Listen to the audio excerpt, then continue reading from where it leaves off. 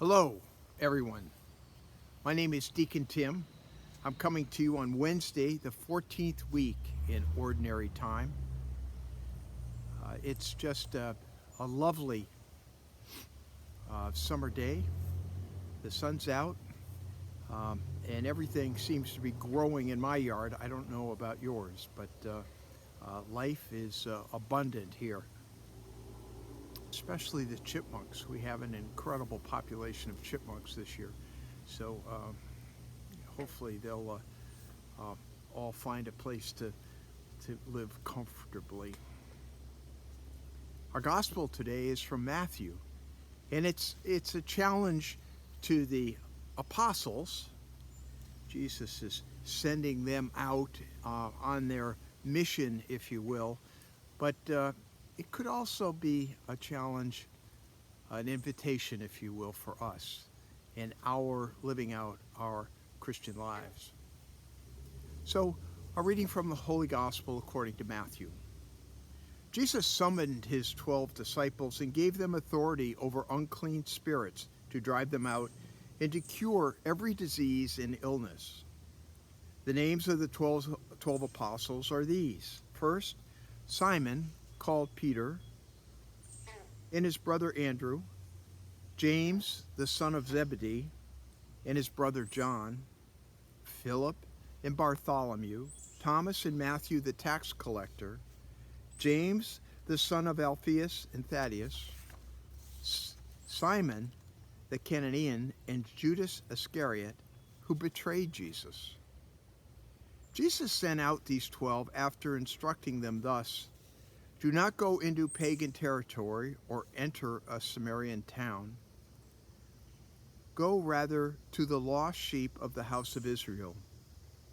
As you go, make this proclamation: the kingdom of heaven is at hand." The gospel of the Lord. Praise to you, Lord Jesus Christ. Let's think about this mission for a minute. Did anyone ever give such a command? Did anyone ever think of giving such a command? Go and cure every disease and illness. Oh my word, the scope of that. It's breathtaking. 12 ordinary men who had been following Jesus now are sent out to cast out demons and perform miracles. In this gospel, the apostles, one way to think about this is they were given a break from their everyday job of following Jesus and being sent out on their own, on their internships, if you will, their initial ministry assignments. But where? Where was the instruction manual? Where were the books full of rituals and liturgies for casting out demons or healing the sick? Or for that matter, where was the book on what to preach, what to say, who to talk to, where to talk to them? What were they supposed to say when they knocked on doors or spoke to a small village full of people? How did they explain the wondrous powers that they had? How did they explain Jesus and compare that to the Jewish faith that they might already have? I think the apostles had followed Jesus for a while. I think they had heard the words hundreds of times, and they had watched Jesus call on his Father to cure sick people and cast out demons. Now they were doing it themselves. But before they did anything, they had to discover their faith. They had to find the root of all of this in their hearts, in their souls. They knew they could not do this themselves. Who would ever think you could do this yourself? Who would ever have that confidence in their ability?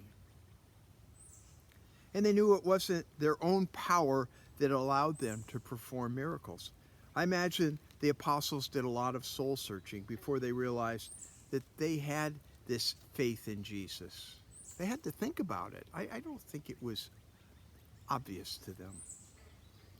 And then they had to accept the work. How can we take this gospel into our daily lives? We say so often that in baptism and confirmation, we're commissioned as soldiers of Christ to do his work, just like the apostles. But where do we find the confidence to do that work? How do we find that faith? Just saying it doesn't make it so. We need to look into our own hearts. Do we have this faith? Can we find it?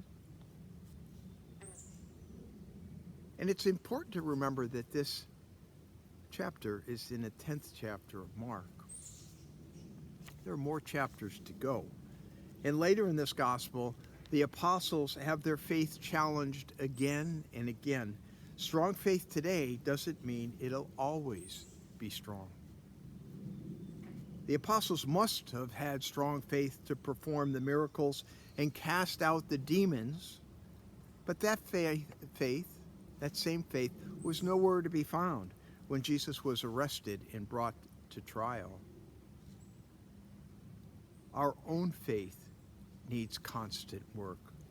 We need to nourish our faith and think about our relationship with Jesus, not just take it for granted.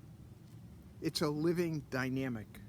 We need to feed it with prayer and come to a better understanding of its power by getting closer to Jesus, by asking Jesus to be present in our daily lives, to make him a higher priority in our list of things that we're aware of, mindful of.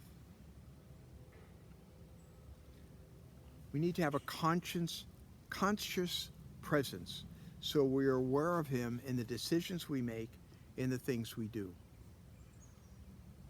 Mindfulness of Jesus will bring us the joy of a deeper faith and give us the confidence to serve Jesus every day. Well, God bless you from this peaceful place out in Holliston this morning. You can hear the frogs in the background talking to me. They had something to say for you also. I'm not sure what it meant, but God bless you. Have a good day and a good week, and I'll talk to you on Sunday. Bye-bye.